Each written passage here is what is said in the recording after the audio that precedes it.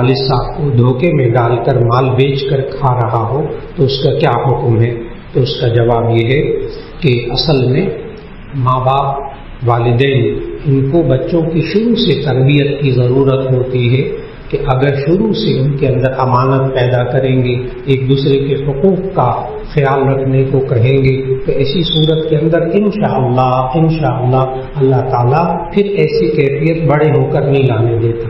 ہم جو بڑے ہو کر پریشان ہوتے ہیں اس کی وجہ شروع کی تربیت کا نہ ہونا ہے۔ اگر شروع میں مزاج بنایا جائے تو اب بھی اسی طرح ایسے معاملات میں گھر کے کچھ نہ کچھ افراد ایسے ہوتے ہیں خاندان کے کہ جو دباؤ ڈال سکتے ہیں، اپنا دبدبہ رعب استعمال کر سکتے ہیں، تو ان سے رجوع کر کے تو بھائی کی اصلاح کی کوشش کی جائے، اور دوسری صورت میں والد صاحب کو بھی مطلع کر دیا جائے تاکہ وہ دھوکے میں نہ رہیں اور ان کو بھی ساری صورتحال معلوم ہو جائے۔ ایک صاحب نے کہا کہ عورتوں کا مسجد میں نماز پڑھنا جائز ہے کہ نہیں؟ اس کا جواب یہ ہے کہ اگر تو عورتوں کے لیے سب سے افضل یہ ہے کہ وہ گھروں میں نماز پڑھیں، اور نبی صلی اللہ علیہ وسلم کی تعلیمات بھی یہی، لیکن اگر وہ جمعے کے لیے آنا چاہیں تو اسی صورت میں، یا تراویح میں کہیں جا کر قرآن مجید سننا چاہیں تو اسی صورت میں شرعی احکام کی پردے کی پابندی کر کے، مردوں میں اختلاط نہ ہو، مردوں سے الگ راستہ ہو، تو شرعی ضابطوں کو پورا کر کے آج بھی گنجائش موجود ہے۔ لیکن صرف ایک سنت کو پورا کرنے کے لیے، صرف ایک جمعے کی نماز پڑھنے کے لیے خلاف شرع کام کر کے پھر سنت ادا کریں گے، پھر جمعہ ادا کریں گے، اس میں ثواب کہاں ہوگا؟ اصل چیز ثواب کی تلاش ہے۔ ایک صاحب نے کہا وضو میں سر کے مسح کا سنت طریقہ کیا ہے؟ اس کے بارے میں یاد رکھنا چاہیے کہ اللہ تعالیٰ نے قرآن مجید میں سورہ مائدہ کی آیت نمبر 6 میں اللہ تعالیٰ نے وضو کے فرائض بتائے ہیں۔ یا ایھا الذین آمنوا کتب علیکم یا ایھا الذین آمنوا اذا قمتم الی الصلاۃ فاغسلوا وجوہکم وایدیکم الی المرافق وامسحوا برؤوسکم وارجلکم الی الکعبین۔ اللہ نے وضو کے 4 فرض بتائے۔ نمبر 1، اے ایمان والو، جب تم نماز کے لیے ارادہ کرو تو ایسی صورت میں اپنے چہروں کو دھو لیا کرو، تو ایک دفعہ پورے چہرے کو دھونا فرض۔ نمبر 2، اپنے ہاتھوں کو کوہنیوں سمیت دھو لو، وَأَيْدِيَكُمْ إِلَى الْمَرَافِقِ۔ نمبر 3، وَامْسَحُوا بِرُؤُوسِكُمْ، اپنے سروں پر مسح کر لو، سروں کے کچھ حصے پر مسح کر لو، بِرُؤُوسِكُمْ، اس لیے چوتھائی سر پہ مسح کرنا فرض ہے، چوتھائی سر پہ مسح کرنا فرض ہے، اور پورے سر پہ ایک بار مسح کرنا سنت ہے، چوتھا فرض پاؤں دھونا ہے۔ تو اب ایک بات بنیادی یہ سمجھنا ضروری ہے کہ فرض کیا ہے مسح میں؟ وہ ہے چوتھائی سر کا مسح، اور سنت کیا ہے؟ پورے سر کا مسح کرنا۔ لہذا یہ پورے سر کا مسح اس طرح کر سکتا ہے کہ ہاتھ گیلے کرے پانی سے، چاہے ایک ہاتھ سے مسح کر لے، چاہے دونوں ہاتھ سے مسح کر لے، اس طرح کرے کہ وہ پورے سر کے بالوں پر ہاتھ پھر جائے، سنت ادا ہو جائے گی۔ لیکن اس کے لیے طریقہ اگر یہ اختیار کیا جائے کہ انسان ایک دفعہ ہاتھ دھوئے اور پھر اس کے بعد تینوں انگلیوں، ہاتھ کی تینوں انگلیوں کو دونوں طرف سے ملا لے اور سر پہ مسح کرتے ہوئے پیچھے جائے اور پھر ہتھیلیوں کو آگے لائے۔ اب یہ ایک انگوٹھا اور ایک شہادت کی انگلی باقی ہے، تو اس سے کانوں کا مسح کر لے، اور یہ انگوٹھے سے کانوں کے پیچھے کا مسح کر لے۔ اب آپ نے غور کیا کہ ابھی تک یہ ہاتھوں کی پشت استعمال نہیں ہوئی، تو اس سے گردن کا مسح کر لے۔ اس طرح ایک دفعہ پانی لیے ہوئے سے سارے سر کا مسح ہو جاتا ہے۔ لیکن یہ عمل کرنا ایسا لازم نہیں ہے، سنت مؤکدہ نہیں ہے، یہ عمل انسان کے لیے آسانی پیدا کرنے کے لیے فقہا نے لکھا۔ آپ ایک ہاتھ سے ٹوپی پکڑتے ہیں یا ایک ہاتھ سے سر کا مسح کر لیتے ہیں، ہو جائے گا انشاءاللہ۔ ایک صاحب نے کہا دوران نماز دانتوں سے نکلنے والے ذرات نگل لیے تو کیا حکم ہے؟ جی، اصل میں کھانا کھا کے کوشش کریں کہ کلی وغیرہ کر لیں تاکہ دانتوں میں کوئی غذا نہ رہ جائے، لیکن اگر دانتوں کے اندر چنے کے دانے کے برابر کوئی چیز لگی ہوئی تھی یا اس سے چھوٹی تھی اور وہ دانتوں میں سے نکل کر حلق میں چلی گئی تو نماز نہیں ٹوٹے گی، اور اگر چنے کے دانے سے ذرا برابر تھی تو ایسی صورت میں پھر نماز ٹوٹ جائے گی۔ لیکن دوسری طرف آپ نے تل کے بارے میں بھی پڑھا ہوگا. بعض حضرات کہتے ہیں تل کا سائز، ایک چھوٹے سے تل کا باریک سا سائز، تو وہ یہ ہے کہ اگر منہ کے باہر سے نماز کے اندر کوئی تل کے برابر بھی چیز ہے تو نماز فاسد ہو جائے. اس میں وہاں تل کا سائز ہے، اور جو اندر ہی اندر ہو چھوٹا سا کوئی خوراک کا ذرہ چلا جائے اس سے نماز فاسد نہیں ہوگی. ایک صاحب نے کہا اگر عورت کے مخصوص ایام سحری کے وقت مکمل ہو تو کیا غسل سے پہلے روزہ رکھ سکتی ہے؟ جی، اس میں لوگ بہت پوچھتے ہیں. آج کل جیسے شوال کے روزے رکھتے ہیں، اس وقت بھی بہت سوال کرتے ہیں تو کیا میاں اور بیوی ازدواجی تعلق غسل واجب ہو گیا، اب کیا غسل واجب ہوا ہے تو سحری کھا سکتے ہیں؟ تو اس کا جواب یہ ہے کہ دو باتیں الگ الگ. اگر تو عورت ناپاکی کی حالت میں تھی اور سحری کا وقت بند ہونے سے یعنی فجر کی اذان سے پہلے پہلے وہ پاک ہو گئی، اب وہ روزہ رکھ سکتی ہے، چاہے نہ نہائے. پاک ہو گئی سحری کا وقت بند ہونے سے پہلے پہلے، تو ایسی صورت میں وہ دن کا روزہ رکھ سکتی، بعد میں نہا لے. فجر کے بعد وقت گزر گیا، نماز رہ گئی، وہ الگ بات ہے، روزہ رکھ سکتی ہے.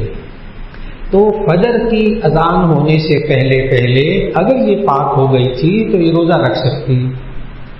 اسی طرح اگر کوئی رات کو غسل واجب ہو جائے، اب سحری کھانی ہے، روزہ رکھنا ہے، تو کیا ناپاکی کی حالت میں سحری کھا سکتے ہیں؟ تو اس کا جواب ہے کہ جی ہاں کھا سکتے ہیں، لیکن اس میں افضل یہ ہے کہ وہ غسل کر لیں. بس اوقات ہمارے معاشرے کے اندر نوجوان بچے بچیاں ہوتے ہیں، شادی ہوتی ہے، اس کے بعد وہ شرم کی وجہ سے صبح اٹھ کے جلدی نہاتے نہیں ہیں، وہ نتیجہ یہ کہ روزہ بھی نہیں رکھتے. ایسی صورت میں نے عرض کیا کہ اگر ناپاکی کی حالت ہو تو اس حالت میں سحری کھا کے روزہ رکھا جا سکتا ہے، بعد میں نہا لیں. ایک صاحب نے پوچھا کہ قیام اللیل اور تراویح میں کیا فرق ہے؟ جی، اصل میں قیام اللیل یعنی نبی صلی اللہ علیہ وسلم پورا سال 8 رکعتیں تہجد کی پڑھتے تھے، 3 وتر پڑھتے تھے. وہ حضرت عائشہ رضی اللہ عنہ والی روایت ہے، بخاری شریف میں بھی آتی ہے، ترمذی میں بھی، کہ نبی صلی اللہ علیہ وسلم رمضان میں اور غیر رمضان میں 11 رکعتیں پڑھتے تھے. رمضان میں اور غیر رمضان میں، تو ظاہر غیر رمضان میں تراویح تو نہیں ہوتی نا، تو وہ 8 رکعتیں قیام اللیل تھی. قیام اللیل وہ 3 وتر پڑھتے تھے. قیام اللیل وہی تہجد کی نماز بھی کہلاتی. اب تراویح اگر بندے نے پڑھ لی پھر اس کے بعد وہ تہجد پڑھے، سبحان اللہ، بہت اچھا. جی، انہوں نے سوال کیا کہ حدیث میں آتا ہے کہ آخری نماز وتر ہونا چاہیے، تو تہجد ہم وتر کے بعد پڑھتے ہیں. جی، وتر آخری نماز ہو جائے، آپ تہجد کے بعد بھی وتر پڑھ سکتے ہیں، تہجد سے پہلے بھی پڑھ سکتے ہیں. لیکن انہوں نے سوال کیا درمیان کہ ایک وتر بھی ہوتا ہے، تو اس کا جواب یہ ہے کہ پورے ذخیرہ حدیث میں ایک حدیث ایسی نہیں ہے کہ نبی صلی اللہ علیہ وسلم وضو کرتے تشریف لائے اور ایک وتر پڑھا اور چلے گئے. ایک رکعت کسی امام کے نزدیک بھی نہیں. وہ احادیث یوں ہے کہ نبی صلی اللہ علیہ وسلم رات کی نماز پڑھی اور آخر میں اس نماز کو ایک رکعت کے ساتھ طاق بنایا، یہ ہے حدیث. اس لیے ایک رکعت وتر کا نبی صلی اللہ علیہ وسلم ساری زندگی کبھی نہیں پڑھی. مہربانی کریں، کوئی حدیث نہیں، کوئی ضعیف حدیث نہیں. تو فرق صرف اتنا ہے، کیا وتر ایک رکعت ہے 3 رکعت ہے؟ تو اس کا جواب غور سے سنیے.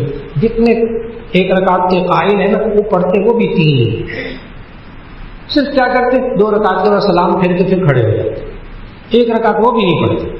تو اختلاف صرف اتنا ہے کہ وتروں میں دوسری رکعت کے بعد سلام پھیرنا ہے کہ نہیں پھیرنا، بس اتنی سی بات ہے. ایک صاحب نے شوگر کی مرض کی وجہ سے روزے کو چھوڑ سکتے ہیں یا نہیں؟ تو اس کا جواب یہ کہ اگر فرض روزہ رمضان کا ہو تو ڈاکٹر سے مشورہ کر لیجیے، کیونکہ شوگر کی بعض سٹیجز، اکثر سٹیجز ایسی ہیں شوگر کی کہ جس میں روزہ رکھنا ہی مفید ہے. وہ تو ڈاکٹر ہاتھ جوڑتے ہیں کھانا کم کر دیں تاکہ شوگر قابو آئے. تو روزے میں تو شوگر مفید ہے، صرف بعض سٹیجز ہے انسولین وغیرہ کی جس میں ہائپو ہو جاتا ہے یعنی شوگر نیل ہو جاتی ہے، اس میں ڈاکٹر کہتے ہیں کہ بھی ذرا احتیاط کرو. لیکن اس میں بھی ڈاکٹر طریقے بتاتے ہیں ایسے کہ روزے رکھتے ہیں لوگ انسولین رکھ کر بھی، بلکہ ان کی انسولین کم ہو جاتی ہے روزے رکھنے کی وجہ سے.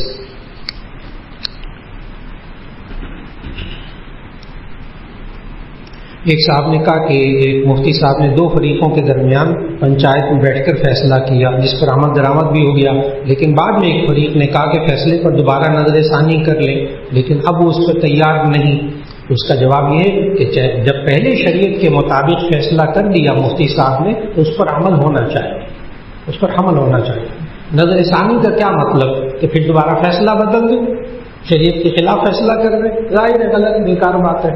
تو شریعت کے مطابق شریعت کے مطابق کیا اس پر عمل کر لیا جائے۔ ایک صاحب نے کہا کہ اگر نماز کے پہلے تحیات میں درود شریف پڑھے تو سجدہ صاحب کب واجب ہوتا ہے؟ نماز کے پہلے تشہد میں، یہ ایک الگ بات ہے، اس کو تھوڑا سا سمجھ لیں۔ اصل میں سجدہ صاحب کب واجب ہوتا ہے؟ فرض میں تاخیر ہو جائے تو سجدہ صاحب واجب ہو جائے گا، واجب چھوٹ جائے تو سجدہ صاحب واجب ہو جائے گا، واجب میں اضافہ ہو جائے تو سجدہ صاحب واجب ہو جائے گا۔ یہ اصول ہے اصل میں۔ اب کوئی بندہ 4 رکعت والی نماز میں سنت غیر مؤکدہ کے علاوہ، سنت مؤکدہ فرض واجب، اس میں اگر وہ دوسری رکعت میں التحیات عبدہ و رسولہ پڑھنے کے بعد اس نے درود شریف پڑھ لیا اور اتنا کہا اللہم صلی علی محمد، اب اس پر سجدہ صاحب واجب ہو جائے۔ اگر اللہم بس ابھی اتنا، اللہم صلی بس ابھی اتنا ہی کہا تھا، اللہم بس ایک دم یاد آ گیا، ٹھیک ہے کھڑے ہو جائے، سجدہ صاحب نہیں ہے۔ لیکن اللہم صلی علی محمد یہ درود شریف کا عمل مکمل ہو گیا، اب اس کے ذمے تھا کہ عبدہ و رسولہ پڑھ کے سیدھا کھڑا ہو جاتا، وہ فرض کا قیام، اس میں تاخیر ہو گئی، اب یہ سجدہ صاحب کر لے۔ کہتے ہیں اگر سجدہ صاحب بھول جائے تو نماز دوبارہ پڑھیں۔ اس کا جواب یہ ہے کہ اگر سجدہ صاحب بھول گئے، آپ نے ایک طرف سلام پھیر دیا، 2 طرف سلام پھیر دیا، ابھی کوئی نماز کے خلاف کام نہیں کیا تو ابھی بھی سجدہ صاحب کر لیں، اور اگر اٹھ کر چلے گئے پھر یا قبلے سے رخ پھر لیا یا بات چیت کر لی پھر دوبارہ نماز پڑھ لیجیے۔ ایک صاحب نے کہا قرآن پاک کی تلاوت کرتے ہوئے آہستہ آواز سے پڑھنا ضروری ہے؟ نہیں، قرآن پاک کی تلاوت کرتے ہوئے آپ اونچی آواز سے بھی پڑھ سکتے ہیں، آہستہ آواز سے بھی پڑھ سکتے ہیں، بس یہ ہے کہ مسجد میں بیٹھ کر سارے لوگ نماز پڑھ رہے ہیں، آپ اونچی آواز سے تلاوت شروع کر دیں گے، باقی کی نماز خراب ہو جائے گی۔ آپ وہاں آہستہ تلاوت کر لیں، گھر کے اندر تلاوت کر رہے ہیں، باقی سارے سوئے ہوئے ہیں تو وہاں احتیاط کر لیجیے، آہستہ پڑھ لیجیے۔ اور یہ جو بچے حفظ کرنے والے ہوتے ہیں جب تک اونچا نہ پڑھیں ان کو یاد ہی نہیں ہوتا، تو اب حالات دیکھ کر جہاں آہستہ پڑھنا ہو آہستہ پڑھ لیجیے۔ نبی کریم صلی اللہ علیہ وسلم، جامع ترمذی کی حدیث ہے کہ ایک مرتبہ حضرت ابوبکر رضی اللہ تعالیٰ عنہ کے پاس سے گزرے تو وہ تلاوت فرما رہے تھے رات کو بڑی آہستہ آواز میں۔ اب اس سے آپ کو سمجھ میں آئے گا بات کیا ہے بیچ میں۔ نبی صلی اللہ علیہ وسلم حضرت ابوبکر رضی اللہ تعالیٰ عنہ کے پاس سے گزرے تو بڑی آہستہ آواز سے پڑھ رہے تھے، تو نبی صلی اللہ علیہ وسلم نے پوچھا کہ آپ آہستہ آواز سے کیوں تلاوت کر رہے ہیں؟ حضرت ابوبکر صدیق رضی اللہ تعالیٰ کا جواب بھی سننے والا تھا۔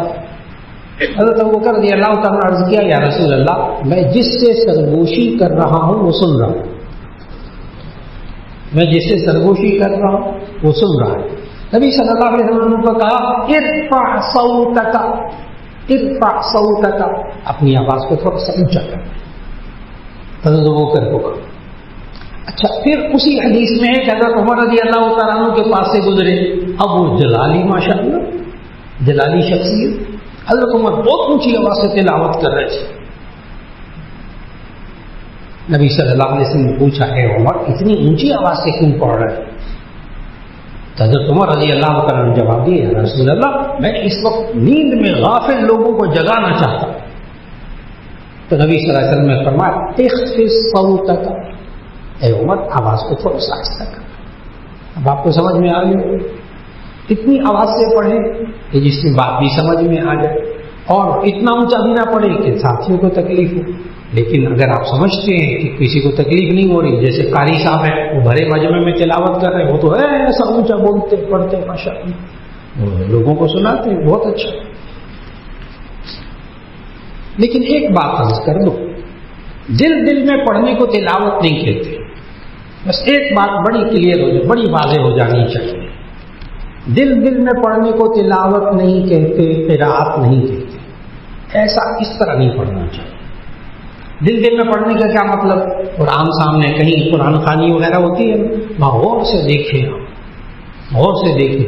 بڑے بڑے اہم لوگ قرآن یوں کھولا ہوتا ہے پارا اور ہونٹ نہیں ہل رہے ہوتے، بالکل سوال آپ غور سے دیکھیں، ہونٹ نہیں ہل رہے ہوتے اور وہ قرآن پڑھ رہے ہوتے. یہ اخبار کی طرح قرآن کا مطالعہ کر رہے ہیں، تلاوت نہیں ہے. مہربانی کریں، تلاوت نہیں ہے. تلاوت کی کم از کم مقدار ہے کہ ہونٹ ہلے، زبان ہلے. اسی لیے قراءت نماز میں فرض ہے. اگر کوئی بندہ سنتیں پڑھتے ہوئے، نفل پڑھتے ہوئے ہونٹ نہ ہلائے، دل دل میں قراءت کرے. بعض نمازی ہوتے ہیں بیچارے، اللہ اکبر، بالکل ہونٹ نہیں ہل رہے ہوتے اور اندر قراءت ہو رہی ہوتی ہے، ان کی نماز نہیں ہوتی. میں نے نہیں، یہ نہیں کہا قبول نہیں ہوتی، میں نے کہا ہوتی نہیں ہے. قراءت فرض ہے اور قراءت کی کم از کم مقدار کیا ہے؟ ہونٹ ہلے یا زبان ہلے. یہی وجہ ہے کہ اور ان لوگ ہوتے وہ قرآن کھولا ہوتا ہے، پارا کھولا ہوتا ہے، بالکل ورق پلٹتے، ایک ورق پڑھ لیا، مطالعہ کر لیا، اخبار کا جیسے مطالعہ کرتے. تلاوت کا ثواب نہیں ملے گا. تلاوت کا ثواب ملے گا کم از کم ہونٹ ہلائے، اس کو پڑھنا. یہی وجہ ہے کہ اگر کوئی بندہ پارا پڑھے اور دل دل میں پڑھے اور ہونٹ نہ ہلائے اور پورا پارا پڑھ لے اور اس میں سجدہ آ جائے، سجدہ تلاوت، اس بندے پر سجدہ تلاوت ہی واجب نہیں ہوتا. کیوں؟ تلاوت ہی نہیں ہوئی تو سجدہ کہاں واجب ہوگا؟ اس لیے کم از کم ہونٹ ہلائیں. نماز میں بھی کم از کم ہونٹ ہلائیں، زبان ہلے، تب قراءت فرض ادا ہوگی. کہتے ہیں 4 رکعت والی نماز میں قاعدہ اخیرہ بھول گیا اور کھڑا ہو گیا.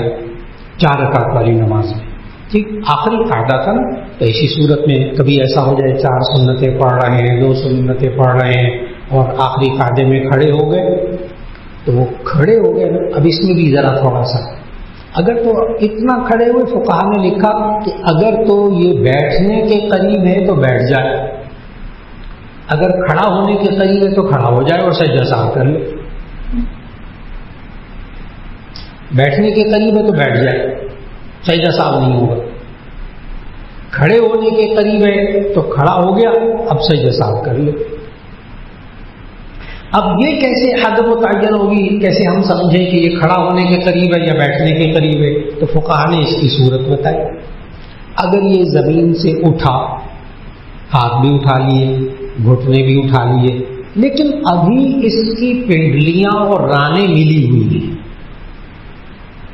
ابھی اس کی پنڈلیاں اور رانیں یہ جدا نہیں ہوئی ہوئی، تو یہ بیٹھنے کے قریب ہے، یہ بیٹھ جائے. ایسی صورت میں سجدہ سہو نہیں ہوگا. اور اگر یہ رانیں اور پنڈلیاں جدا ہو گئی تو یہ اب کھڑا ہونے کے قریب ہے، اب سجدہ سہو کر لے.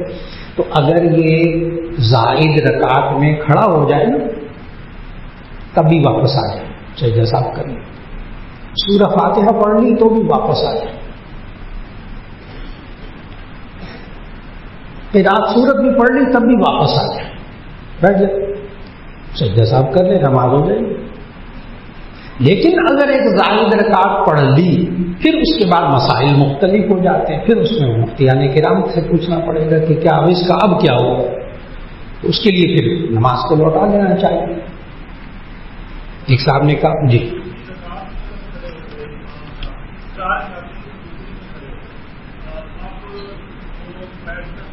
جی ان کا بھائی صاحب کا سوال ہے کہ امام صاحب 4 رکعتیں پڑھا رہے تھے، بھول کر 2 رکعتوں کے بعد بیٹھنے کے بجائے کھڑے ہو گئے. ٹھیک، اب اس کے لیے یہی حکم ہے کہ امام کو یہ مسئلہ پتہ ہونا چاہیے، اگر بیٹھنے کے قریب ہے تو بیٹھ جائے، کھڑے ہونے کے اور سجدہ سہو نہیں ہوگا. یعنی امام نے ذرا سے گھٹنے اٹھائے نا، ابھی پنڈلیاں نہیں کھڑی ہوئی، پیچھے سے لوگوں نے لقمہ دے دیا، یہ ایک دم بیٹھ گئے، سجدہ سہو بھی نہیں. لیکن اگر پنڈلیاں کھل گئی یا مکمل کھڑا ہو جائے تو اسی صورت میں اب واپس نہ آئے، سجدہ سہو کر لیا. اگر واپس آ گیا پھر بھی سجدہ سہو کرنا پڑے، اور امام کو یہ مسائل پتہ ہونے چاہیے.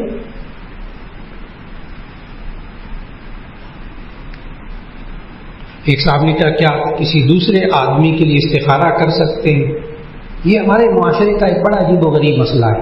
مولانا صاحب آپ استخارہ کریں، رشتہ آیا ہوا ہے، مولانا صاحب استخارہ کریں، اور لوگ خود استخارہ کرتے ہوئے ڈرتے. ہاں پتہ کیوں؟ اگر استخارے میں ہاں ہو گئی پھر ہم نے نہ کیا یہ رشتہ تو بڑا نقصان ہو، اور اگر استخارے میں نہ ہو گئی پھر ہم نے وہاں کر لیا رشتہ تو بڑی خرابی ہوگی. اس لیے مولانا میں استخارہ کرتے ہی آپ استخارہ کریں. یہ بھی بلا مولانا صاحب کے گردن میں. حقیقت یہ کہ بے بیچارے لوگ استخارے کو جانتے ہی نہیں. استخارے میں ہاں نہ نہیں ہوتی. استخارہ یس نو کا نام نہیں ہے. ہاں نہ یہ فعل ہوتی ہے، اور فعل سے نبی صلی اللہ علیہ وسلم نے منع کیا ہے. فعل اچھی چیز نہیں ہے. جیسے وہ یس نو کے کیا کرتے تھے پہلے، جس کو نبی صلی اللہ علیہ وسلم منع کیا، داقیہ رہتا، کہ وہ کیا کرتے تھے، پرندہ ہاتھ میں پکڑ کر وہ اڑاتے تھے. کہیں سفر پہ جانے لگے، کوئی کاروبار کرنا ہے، کوئی ڈیلنگ کرنی ہے، کوئی سودا کرنا ہے، تو ایک پرندہ پکڑ کے عرب لوگ وہ اڑاتے تھے. اگر دائیں طرف اڑ جاتا تھا تو اوکے ٹھیک، اور اگر بائیں طرف اڑ جاتا تھا تو یہ نہیں کرنا. نبی صلی اللہ علیہ وسلم نے منع کیا، فعل ناجائز. استخارہ کچھ اور چیز ہے. استخارے کا لفظی مطلب ہے خیر طلب کرنا. باب استفعال کا مصدر ہے. استخارہ یستخیر استخارۃ، باب استفعال کا مصدر ہے. استخارے کا مطلب ہوتا ہے خیر طلب کرنا. استخارے کا طریقہ کیا؟ ہر ایک کو کرنا چاہیے. اور یہ کہ بس ایک دفعہ استخارہ کر لیا نا، اب دوبارہ استخارے پہ استخارہ نہیں کرنا. نعوذ باللہ من ذالک. آپ استخارہ کرتے ہیں وہ 3 دن سے زیادہ نہیں کرنا چاہیے. آپ جب بات چلی نا رشتے کی، اب نکاح ہونے تک استخارہ کرتے ہیں. وہی استخارے میں رات کو بزرگ آئیں گے، کوئی بزرگ ہی نہیں آتے ہمارے، کوئی نہیں آئے گا بزرگ، فکر نہ کریں، نہیں آتے بزرگ خوابوں میں. وہ جی ہمیں آگ دیکھی تھی، کھلا بارش دیکھی تھی، رنگ دیکھے تھے. اب رنگ بھی لوگوں نے ذکر کیے کہ اگر گرین سب ہرا رنگ نظر آئے، ہرا کوئی نظر آئے تو اس کا مطلب بالکل ٹھیک ہے، اوکے. اور اگر ریڈ کلر نظر آئے، لال نظر آئے تو ایسی صورت میں پھر منع. تو گویا کہ یہ استخارہ جو ہے نا ٹریفک لائٹس ہو گئی. گرین لائٹ ہو گئی چل پڑو، ریڈ لائٹ ہو جائے تو رک جاؤ. نعوذ باللہ من ذالک. یہ سب باتیں احادیث میں نہیں ہیں. ہاں بعض بزرگوں نے لکھی ہیں، مجھے معلوم، فتاوی شامی میں لکھا ہوا ہے بعض رنگوں کے بارے میں، اور بزرگوں نے اپنے تجربے لکھے ہیں، مجھے معلوم. لیکن نبی صلی اللہ علیہ وسلم رنگ نہیں بتایا، کوئی بزرگ نہیں بتایا. کیا بتایا؟ 2 رکعت. حدیث میں 2 رکعت نماز پڑھیں صلاۃ الاستخارہ، پھر اس کے بعد دعا مانگے. وہ دعا نبی صلی اللہ علیہ وسلم نے سکھائی، جامع ترمذی میں موجود ہے وہ دعا حدیث میں. اس دعا کا عربی میں پڑھیں اور اس کا ترجمہ پڑھیں. اصل بات یہ. اب میں اس دعا کا ترجمہ کرنے لگا ہوں. اس دعا کا ترجمہ خلاصہ یہ ہے، اے اللہ آپ علم رکھتے ہیں، آپ جانتے ہیں، میں نہیں جانتا. اے اللہ آپ قدرت والے ہیں، میں قدرت والا نہیں. اے اللہ اگر اس کام میں خیر ہے تو میرے لیے آسان کر دے، اور اگر شر ہے تو اے اللہ مجھے بچا لے. بات ختم ہو گئی. اب اس میں ہاں نام کہاں سے آ گئے؟ تو چاہے کوئی بزرگ نظر نہ آئے اور کوئی خواب آئے نا، اس کی تعبیر لے لینی چاہیے. اپنے پاس سے نہیں گھٹنا چاہیے. وہ مجھے چونکہ میں نے خواب رشتے کے بارے میں خواب دیکھا تھا، استخارہ کیا تھا، مجھے آگ نظر آئی، تو آپ آگ پہ کھانا نہیں پکاتے. آپ آگ میں دیکھ بھی تو پکاتے ہیں نا شادی کی. اب آگ کی بھی مختلف تعبیریں، کسی آدمی سے پوچھ لیجئے، مجھے آگ نظر آئی، رشتہ نہیں ہو سکتا. اللہ کے بندے، یہ آگ سے مراد نہیں ہے، نفی نہیں مراد ہے. کسی تعبیر کے ماہر سے پوچھیں. بعض لوگ کہتے ہیں وہ میں نے خواب دیکھا تھا، مجھے بہت ہی گند نظر آیا. اب ایک صاحب آئے میرے پاس، کہنے لگے جی میں نے خواب دیکھا، استخارہ کیا تھا بچے کے رشتے کے بارے میں، مجھے غلاظت نظر آئی ہے ساری، میں کیا کروں؟ میں رشتے سے انکار کر دیا. میں نے کہا نعوذ باللہ من ذالک. وہ تو گندگی ساری دنیا تھی. اللہ نے سمجھایا کہ اس رشتے میں دنیا کو نہ دیکھو, دین کو دیکھو, پیسے کو نہ دیکھو. ایسا ہے وہ گند سارا پیسہ. اب دیکھو تعبیر کتنی بدل گئی. اب یہ بندہ رشتے کا انکار کر کے بیٹھ گئے. ہاں استخارے کو سمجھنا بہت ضروری ہے. استخارہ کسی اور سے نہ کروائے, مولانا صاحب سے استخارہ نہ کروائے, خود کرے. اب مولانا صاحب نے نہ وہ لڑکی دیکھی ہے, سیدھی سی بات ہے. مولانا صاحب نے نہ وہ لڑکی دیکھی ہے, نہ وہ رشتہ جانتے ہیں, تو مولانا صاحب کو کیسے اللہ ہدایت دے گا کہ ہاں ان کو کہہ دو کہ رشتہ ٹھیک ہے؟ جو بندہ خود مبتلا ہے وہ استخارہ کرے. اور استخارے میں ہاں نہیں ہوتی, استخارے کو چھوڑنا نہیں چاہیے. چلو یہ بھی جامع ترمذی جلد ثانی میں حدیث ہے کہ نبی صلی اللہ علیہ وسلم نے فرمایا من شقاوت ابن آدم ترکہ استخارۃ اللہ, من شقاوت ابن آدم ترکہ استخارۃ اللہ, ابن آدم کی بدبختی ہے استخارے کو چھوڑنا. چھوٹے چھوٹے کاموں میں استخارہ کیجیے, پھر اس کے بعد دل مطمئن ہو جائے, 2 رکعت پڑھیے, 2 رکعت, اس کے بعد استخارے کی دعا مانگے, پھر چاہے اس کے بعد سوئیں یا نہ سوئیں. حدیث میں سونے کی بھی پابندی نہیں ہے, چاہے سوئیں یا نہ سوئیں, بار بار استخارہ کرتے ہیں. اللہ سے یہی مانگا نا, اے اللہ اگر خیر ہے تو میرے لیے آسان کر دے, اے اللہ شر ہے تو مجھے بچا لے. ٹھیک, اب اس کے بعد آپ کا دل کر رہا ہے نا وہ کام کرنے کو کرے. اب آگے جا کے رکاوٹ ہو گئی تو پھر اللہ سے شکوہ نہیں کرنا, اللہ سے یہی مانگا تھا اے اللہ اگر یہ میرے لیے شر ہے تو مجھے بچا لے, تو اللہ نے بچا لیا. اور وہ کام ہو جائے بالکل ٹھیک, سبحان اللہ, اسی میں خیر بھی. بس یہ ہے استخارہ. تو استخارہ بار بار کرنا چاہیے, اور استخارہ خود کرنا چاہیے. اور میں کہوں دلہا دلہن دونوں کو کہیں استخارہ کریں. اللہ کے بندے نماز تو پڑھیں گے نا 2 رکعت, ہاں آگے زندگی خود ہی ٹھیک ہو جائے گی. اس لیے استخارہ ضرور کرنا چاہیے, ضرور کریں. کوئی فرض واجب نہیں ہے, سنت. اور ہر کام میں استخارہ کریں. اچھا بعض لوگ پتہ کیا کہتے ہیں, مجھے کہتے ہیں کہ اگر 2 رشتے آئے نا تو مولانا استخارہ کرنا چاہیے, اگر ایک ہی رشتہ آئے پھر استخارے کا کیا مطلب؟ نہ, غلط بات, غلط بات. ایک رشتہ بھی آئے تب استخارہ کریں. استخارہ بیچ میں سے کوئی چوائس نہیں ہے کہ آپ نے 2 میں سے ایک اختیار کرنا ہے تو استخارہ کریں. نہیں, آپ کا ایک رشتہ ہے اس میں بھی استخارہ کیجیے. ہاں بس اتنی احتیاط کرنی ہے کہ جو فرض کام ہو, آپ پر کوئی کام فرض ہو گیا اس میں استخارہ نہ کریں. جیسے حج فرض ہو گیا, اب استخارہ, میں وہ استخارہ کروں گا حج کروں کہ نہ کروں, نعوذ باللہ من ذالک, وہ آپ پر فرض ہو گیا. ہاں اس بارے میں استخارہ کر لیں کہ میں کس ٹریول ایجنٹ کے ساتھ جاؤں, کس ایئر لائن کے ساتھ جاؤں, اس میں استخارہ کر لیں. لیکن یہ سوچنا حج فرض ہو جائے پھر استخارہ کریں میں حج کروں کہ نہ کروں, یہ گناہ کی بات ہے, یہ گناہ کی بات ہے. وہ فرض حج ہے, ادا کریں, فٹافٹ ادا کریں. جی کوئی بھی وقت, کسی بھی وقت کر سکتے. جی بھائی صاحب نے سوال کیا استخارہ کسی بھی وقت کر سکتے ہیں, تو اس کا جواب ہے بالکل. اب آپ سے ایک بندہ ڈیل کرنا چاہتا ہے, سودا کرنا چاہتا ہے, وہ کہتا ہے میری رات کو فلاں ایئر لائن سے میں نے روانہ ہونا ہے باہر کے ملک, تو مجھے بتاؤ.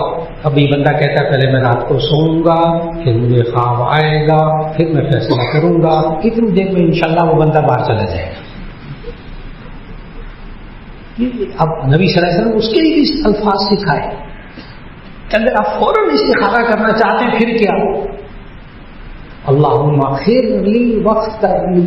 کتنے آسان جملے حدیث میں موجود, اللہم خیر لی واختر لی, اے اللہ اس میں میرے لیے جو خیر ہے وہ مجھے میرے لیے پسند کر لے, میرے لیے اختیار کر لے. پھر اس کے بعد دل کرے آپ مطمئن ہیں وہ جائز کام ہے, آگے بڑھیے. نہ ہوا اللہ نے بچا لیا, ہو گیا اسی کے لیے آپ نے دعا مانگی تھی. بہت آسان کام. ایک صاحب نے کہا عام طور پر ہمارے نوجوان بچے اور بچیاں آنکھوں میں لینز لگاتے ہیں, اس کا کیا حکم؟ دیکھیں اگر لینز صرف خوبصورتی کے لیے ہو نا تو ڈاکٹر حضرات بھی منع کرتے ہیں. لینز ایک بہت بڑی نعمت ہے جو آنکھوں میں اس شیشے کا متبادل ہے, اس شیشے کا متبادل ہے. موتی کا آپریشن ہوتا ہے, ڈاکٹر لینز بیچ میں ڈال دیتے ہیں, آنکھوں میں ڈال دیتے ہیں, علاج کے طور پر لگائیں, بہت اچھی چیز, اللہ کی نعمت. لیکن صرف آنکھوں کے رنگ بدلنے کے لیے. اب نوجوان بچے اور بچیاں جو لینس لگاتے ہیں اس میں ایک وجہ اینک سے بچنے کے لیے، کیونکہ اینک لگائیں گے، اب لڑکی کی اینک لگی ہوئی ہو ٹھیک تو رشتے میں لوگ بھی کرتے ہیں، کہتے ہیں اس کی اینک لگی ہوئی، وہاں آپ لینس لگوا لیں تو علاج. آپ اینک کی جگہ لینس لگوا لیں بالکل ٹھیک. لیکن محض آنکھوں کا رنگ بدلنے کے لیے لینس لگانا یہ ڈاکٹر حضرات منع کرتے ہیں، اس سے نقصان ہوتا ہے آنکھوں. تو علاج کے لیے لینس لگوانا، بچیوں کے لینس لگوانا، جیسے بچوں کی اینک لگی ہوئی ہے تو اب لوگ جو ہے نا رشتے کی وجہ سے بس اوقات ہوتے ہیں، جی ٹھیک ہے آپ لینس لگوا لیں، علاج ہے وہ. ایک صاحب کہتے ہیں میں نے اپنے کاروبار میں 20% اللہ تعالیٰ کو حصے دار بنایا ہوا ہے. حصے دار نہیں، اللہ کی راہ میں دیتے، اس طرح نہیں کہتے.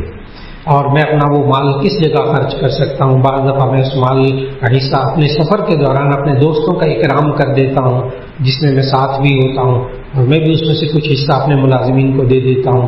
جی اصل میں نیت ایک ہوتا ہے صدقہ نافلہ، نفلی صدقہ، ایک ہوتا ہے صدقہ واجبہ کہ آپ منت مان لیتے ہیں کہ میں اپنے کاروبار میں سے، یا قسم کھا لیتے ہیں میں اپنے کاروبار میں سے 1%، 2%، 20% یہ اللہ کی راہ میں دوں گا. تو اب صرف مستحقین کو دے سکتے ہیں. وہ مستحق اللہ تعالیٰ نے 8 مقرر کیے ہیں سورہ توبہ کی آیت نمبر 60 میں. صدقہ واجبہ، زکوٰۃ وغیرہ صرف ان کو، انما الصدقات للفقراء والمساکین والعاملین علیہا والمؤلفۃ قلوبہم وفی الرقاب والغارمین وفی سبیل اللہ. یہ 8 ہیں وابن السبیل، مسافر. یہ ان 8 میں سے کسی کو آپ دیں گے مستحق کو. پھر رشتہ داروں کو بھی آپ دے سکتے ہیں، لیکن رشتہ داروں کو بھی سمجھنا ہے اپنی نسل سے اوپر، اپنی نسل سے نیچے صدقہ واجبہ، زکوٰۃ وغیرہ نہیں دے سکتے. اپنی نسل سے اوپر اپنے باپ، ماں، دادا، دادی، نانا، نانی. اپنی نسل سے نیچے بیٹا، بیٹی، پوتا، پوتی، نواسا، نواسی، ان کو آپ نہیں دے سکتے چاہے وہ مستحق ہو. باقی ہر رشتہ دار کو دے سکتے. آپ اپنی حقیقی بہن مستحق اس کو دے سکتے. یہ ہے زکوٰۃ اور صدقہ واجبہ، جو آپ صرف اللہ کے راستے میں نیت کرتے ہیں، صدقے کی نیت نہیں ہے. بس میں اچھے کاموں میں لگاؤں گا، اگر یہ نیت ہے. یہ انہوں نے کہا نا میں نے اللہ تعالیٰ کو حصے دار بنایا ہوا ہے، اپنا مال وہ کس جگہ خرچ کر سکتا ہوں، ٹھیک. تو یہ انہوں نے اللہ تعالیٰ کے لیے مقرر کر دیا. اب یہ صدقہ ہے، یہ مستحقین، کوشش کریں یہ مستحقین. ہاں اگر یہ نیت کریں کہ میں 20% اچھے کاموں میں لگایا کروں گا تو بہت اچھا. وہ تو پھر بیوی کے منہ میں لقمہ دینا بھی صدقہ ہے، بخاری شریف کی حدیث. بیوی کے منہ میں بھی لقمہ دینا صدقہ ہے. وہ تو پھر بھائی کو بھی دیں گے، اپنے والد کو بھی دیں گے، تو وہ ثواب الگ چیز. تو اس لیے نیت کیا کرنی یہ آپ خود بندہ طے کرے. اگر تو نیت کی مستحقین کو دینے کے لیے، صدقے کی نیت کی میں مستحقین کو دوں گا، تو اسی صورت میں پھر خود نہ کھائے، امیروں کو نہ دے. اور اگر کہا میں اچھے کاموں میں لگاؤں گا پھر دعوت بھی کر سکتا ہے، پھر امیروں کو بھی کھلا سکتا ہے، کوئی حرج نہیں. ایک صاحب کہتے ہیں عمرے میں 9واں استلام سعی کے لیے حجر اسود یا صفا کدھر سے کریں گے؟ جی اس کے لیے اتوار کو آنا پڑتا ہے حج تربیت میں. یہ اس طرح سمجھ میں نہیں آئے گا سب کچھ. اتوار کو حج تربیت ہوتی ہے الحمدللہ جامعہ شفیع ہر اتوار کو ہو رہی ہے آخری فلائٹ تک، تو اس میں ایک نشست پوری ہونی چاہیے. لیکن صرف اس حد تک میں سمجھا دیتا ہوں کہ اصل میں طواف جب کرتے ہیں، انہوں نے کہا نا عمرے میں 9واں استلام، تو اصل میں کتابوں میں جو لکھا احادیث کے مطابق وہ یہ ہے کہ جب طواف کرتے ہیں تو 7 چکر لگانا وضو کر کے، یہ تو اصل ہوا طواف. 2 رکعت واجب و طواف. تو ایک طواف میں 8 استلام کرتے ہیں حجر اسود کے. طواف شروع کرنے سے پہلے استلام، اور پھر اس کے بعد ہر چکر کے آخر میں استلام حجر اسود کی طرف، بسم اللہ اللہ اکبر وللہ الحمد، ہاتھوں کو چوما، ہاتھوں کو چھوڑا، اس استلام کہتے ہیں حجر اسود کا. جب طواف کر لیا، 2 رکعت پڑھ لی، اب سعی کرنے لگے ہیں تو آپ پھر وہ گرین ٹیوب لائٹ کے پاس جا کر استلام کریں گے. استلام نمبر 9. یہ سنت غیر مؤکدہ ہے، رش ہے نہیں جا سک رہے، عورتیں ہیں، مردوں میں گھسنا پڑے گا، چھوڑ. سنت غیر مؤکدہ بغیر استلام کے صحیح کر لیں.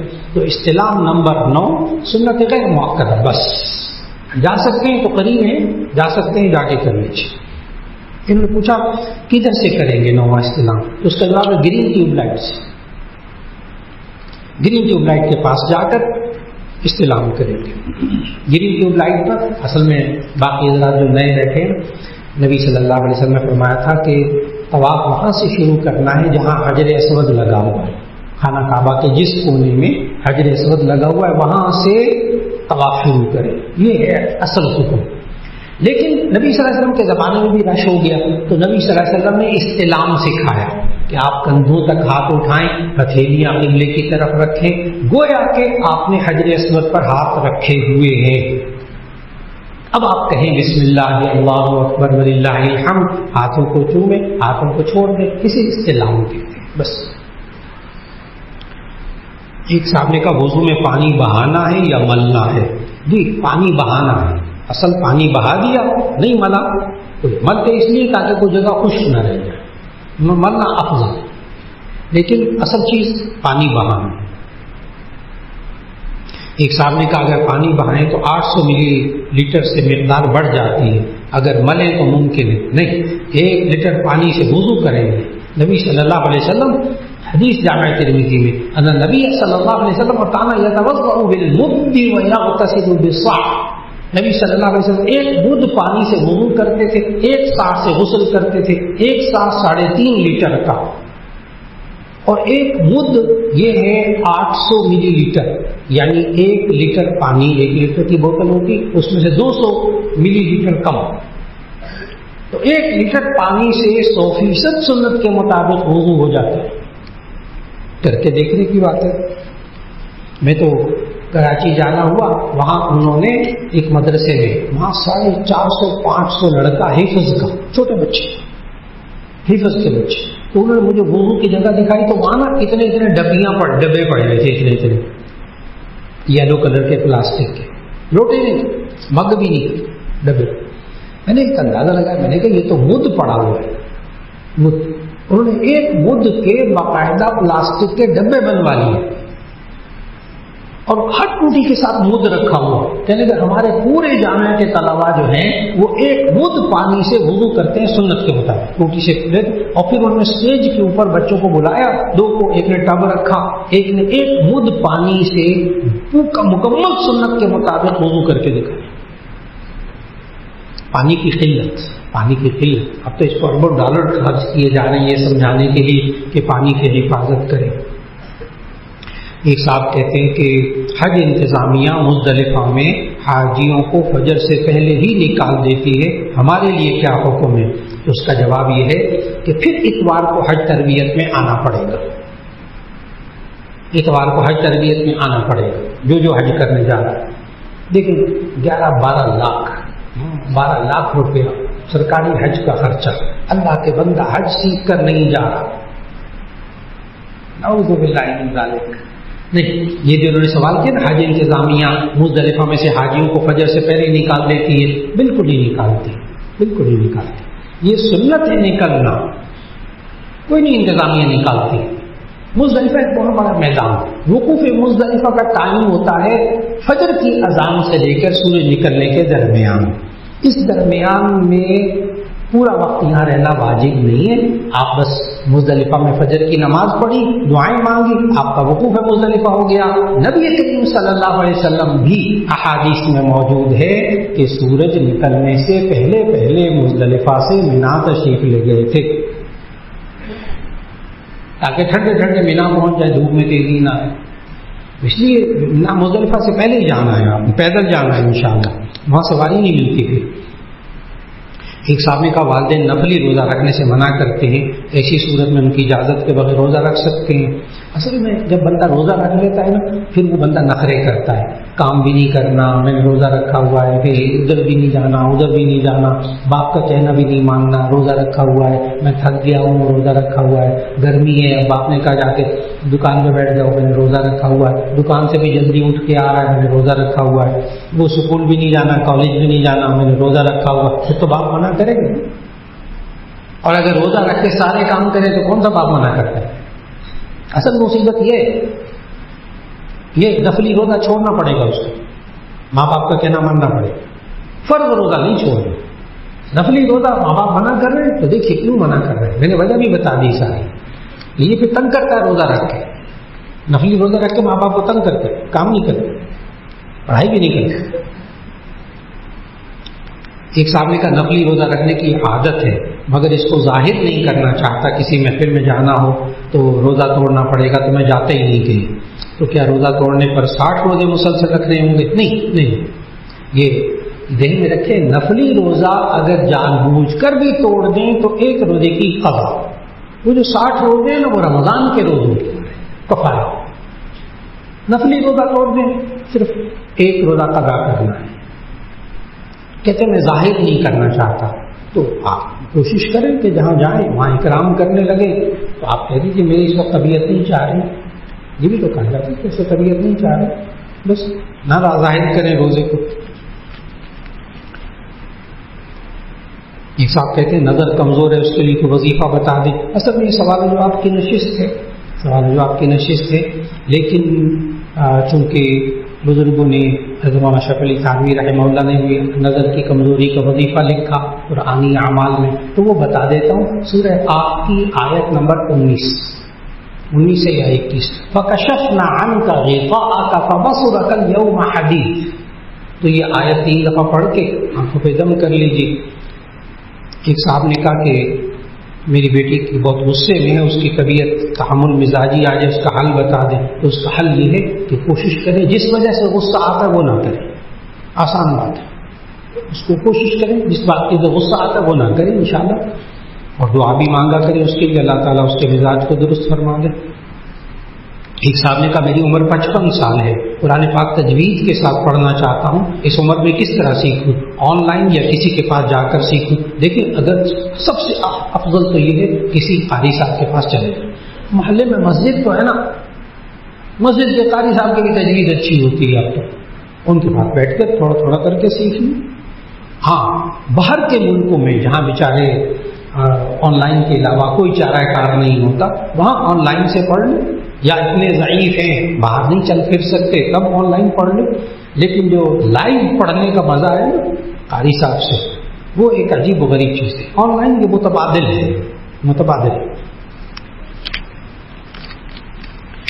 ایک صاحب نے کہا نکاح ہوا رخصت ہی نہیں ہوئی، انہوں نے تو لوگوں کو اکٹھا طلاق کا مطالبہ کر دیا، لیکن جو سامان کپڑے فون جیولری وغیرہ شرعی طور پر واپس ملنی چاہیے کہ نہیں؟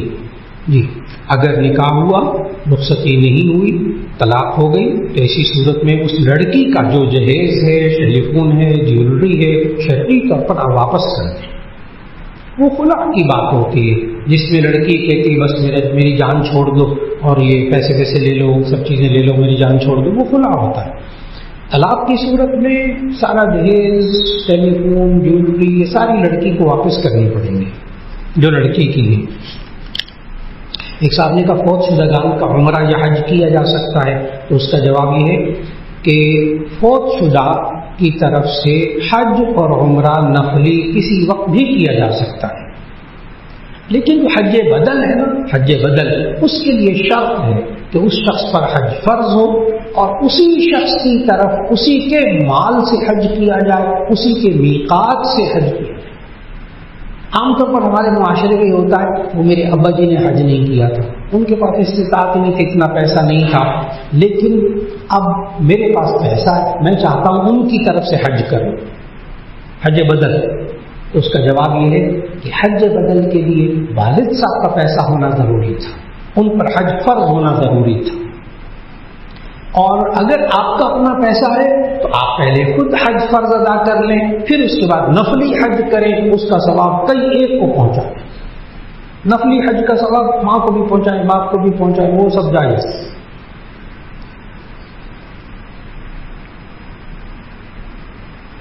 ایک صاحب نے کہا اکثر جب عمرے پر جائیں تو ریاض الجنہ میں عصر سے مغرب کا ٹائم بھی ملتا ہے، تو کیا اس دوران نفل پڑھیں؟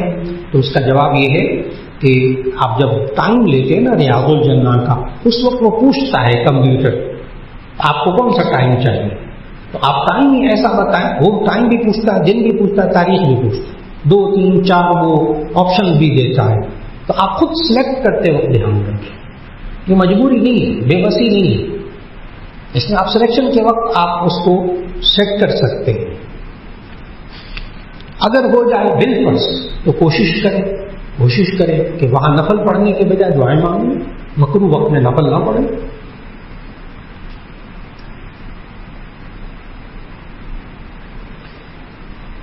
کیا کسی معزز شخص کے آنے پر تمام مجلس کے لوگوں کا احتراماً کھڑا ہونا درست ہے؟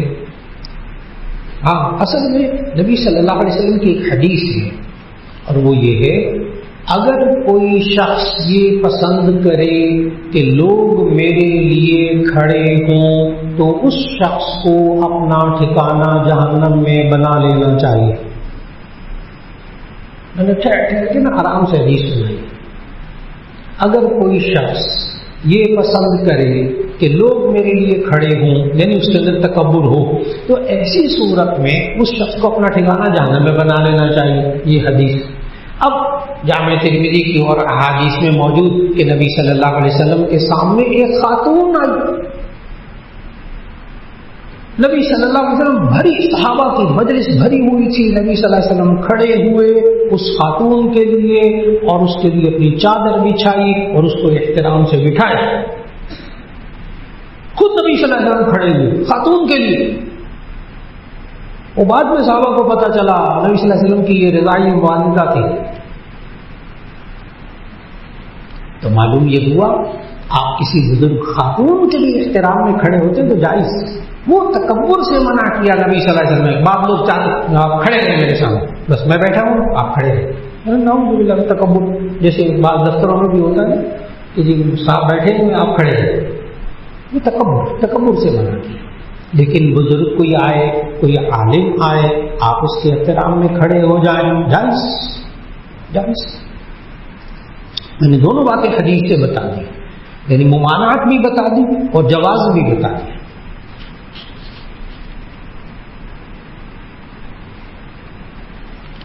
سیاسی سوالات کوشش کیجیے نہ کیجیے، اس کا جواب میں پڑھتا بھی نہیں ہوں۔ سیاسی سوالات بس باہر پوچھ لیجیے، الگ پوچھ لیجیے۔ جی سیاسی سوال دو سوال نہیں کرنے، ایک سیاسی سوال اور فرقہ وارانہ سوال، اس کا جواب نہیں، کیونکہ جو جواب دیا جائے گا ایک کو مزہ آئے گا، ایک دل دکھے گا۔ سیاسی سوال، فرقہ وارانہ سوال، جو جواب دیں گے نا ایک خوش ہوگا چھلانگے لگائے گا اور ایک کہے گا نہیں مولانا نے گڑبڑ کی ہے۔ تو اس لیے دو باتوں پہ پابندی ہے، یہاں ہدایت کی بات ہے، ہدایت کی بات ہے۔ انہوں نے کہا جمعے کے خطبے سے پہلے کی اذان کا جواب دینا کیسا ہے؟ اصل میں یہ جو خطیب صاحب بیٹھ جاتے ہیں نا خطبہ دینے کے، عربی والا خطبہ، عربی والا، پھر اس کے بعد نماز ہوتی ہے، تو یہ جو عربی والا خطبہ ہوتا ہے اس کے لیے جب امام ممبر پر بیٹھ جائے تو اب حضرت عبداللہ بن عمر رضی اللہ تعالیٰ عنہ کی حدیث کہ نبی صلی اللہ علیہ وسلم نے فرمایا اذا جلس الامام علی المنبر فلا صلاۃ ولا کلام، اذا جلس الامام علی المنبر فلا صلاۃ ولا کلام، جب امام ممبر پر بیٹھ جائے تو اب نہ کلام کرنا نہ نماز پڑھنی۔ یہاں تک کہ جامع ترمذی کی حدیث میں ہے اگر کوئی بات کرے نا جمعے کے خطبے کے دوران بات کرے، آپ نے کہا اس کو چپ ہو جا، نبی صلی اللہ علیہ وسلم نے فرمایا فقد لغا، اس نے بھی بیکار کام کیا، یہ بھی تو بولا۔ تو اگر کوئی بولے تو اس کو چپ کرانے کے لیے اشارہ کر دے، زبان سے نہ بولے، کیونکہ بولنا منع۔ تو نہ نماز پڑھیں، جب امام ممبر پر بیٹھ جائے تو نہ نماز پڑھیں نہ بات کریں، ٹھیک۔ اب ایسی صورت میں جو اس وقت اذان ہو رہی ہوتی ہے اس کا جواب بھی نہیں دینا، مانا نام آ جائے نبی صلی اللہ علیہ وسلم کا، دل میں درود شریف پڑھ لیں، زبان سے نہیں پڑھ لیں۔ ہاتھ اٹھا کر بعض لوگ ہوتے ہیں دعائیں مانگتے جی، دو خطبوں کے درمیان دعا مانگنا دعا کی قبولیت کا وقت ہے، حدیث سے ثابت ہے، لیکن دل میں مانگنا، اس وقت بھی زبان نہیں، تو اذان کا جواب بھی نہیں دینا اس وقت، کسی کے سلام کا بھی جواب نہیں دینا، چپ کر کے بیٹھے، اس وقت باتیں بھی نہ کریں۔ تو بہت ضروری کوئی خدا نہ کرے تو بات ایسی ہو، پھر اشارے سے بات کر لیں، کچھ سمجھا دیں۔ جی وقت مکمل ہوا چاہتا ہے۔ السلام علیکم ورحمۃ اللہ۔